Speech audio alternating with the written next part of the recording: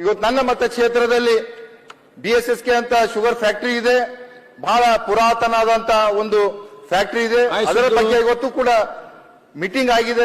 ಇವತ್ತು ನಮ್ಮ ಸಕ್ಕರೆ ಸಚಿವರ ಒಂದು ನೇತೃತ್ವ ಅಧ್ಯಕ್ಷತೆಯಲ್ಲಿ ಇವತ್ತ ಮೀಟಿಂಗ್ ಆಗಿದೆ. ಏನಂತಂದ್ರೆ ಆಯ್ತು ಅಧ್ಯಕ್ಷರೇ, ಒಂದೇ ನಿಮಿಷ. ಇವತ್ತ BSSK ಕಾರ್ಯಕಾರಿಣಿ ನಮ್ಮ DCC ಬ್ಯಾಂಕ್ಲಿಂದ ಒಂದು ಲೋನ್ ತಗೊಂಡಿದೆ, ಸುಮಾರು 115 ಕೋಟಿ. ಆ 115 ಕೋಟಿ ಲೋನ್ ತಗೊಂಡಿದ್ದು ಪ್ರಿನ್ಸಿಪಲ್ ಅಮೌಂಟ್ ಇಂಟ್ರೆಸ್ಟ್ ಹಿಡ್ಕೊಂಡು 232 ಕೋಟಿ ಆಗಿದೆ.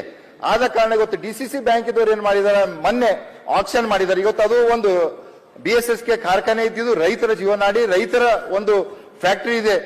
ಇವತ್ತು ನಾನು ತಮ್ಮ ಮುಖಾಂತರ ಮಾನ್ಯ ಸಚಿವರಿಗೆ ವಿನಂತಿ ಮಾಡ್ತೀನಿ. ಈಗಾಗಲೇ ಈ ಮೀಟಿಂಗ್ ನಲ್ಲಿ ಕೂಡ ಸಚಿವರು ಏನ್ ಇವತ್ತು ಆಕ್ಷನ್ ಆಗಿದೆ ಅದಕ್ಕೆ ಹೋಲ್ಡ್ ಮಾಡಂತ ಹೇಳಿದಾರ. ಅದಕ್ಕಾಗಿ ನಾನು ಹುಮನಾಬಾದ್ ಕ್ಷೇತ್ರದ ಶಾಸಕನಾಗಿ ಅವ್ರಿಗೆ ಧನ್ಯವಾದ ಹೇಳ್ತೀನಿ.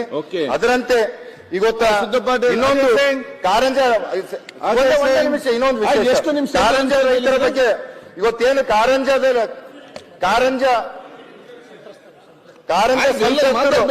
ಇವತ್ತೇನು ಮೊನ್ನೆ ತಾವು ಕೂಡ ನೋಡಬಹುದು, ಕಾರಂಜ ಸಂತ್ರಸ್ತರು ಇವತ್ತು ಅವ್ರಿಗೆ ಪರಿಹಾರ ಸಿಕ್ಕಿಲ್ಲ ಅಂತ ಮೊನ್ನೆ ಆತ್ಮಹತ್ಯೆಗೆ ಶರಣಾಗಿದ್ರು.